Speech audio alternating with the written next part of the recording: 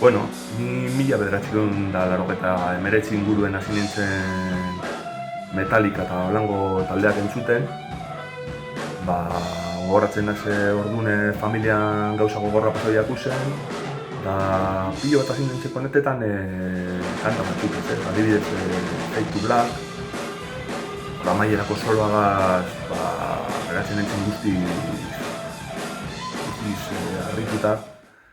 Gero The Thing That Should Not Be izan beharko ez litzatekena. Da uste dut momentu horretan bizizandako impotentzia eta morro eta ezintasun hori guztiek analizetan lagundu ustela, ez? Nik orduan enekien kanten letrek zer esaten zuten bez, nik uste dut ingles maila be neukala onduketen abezain beste. Eta batez beko honetetan nendun musikagaz, ez? Eta gerora jakinen duen kanten letrek zer esaten zuten, ez? Eta zer espresatzen zuten, ez? Eta azkenan antzeko bizipenak bazien, ez? Abeslariagaz alderatuz gero.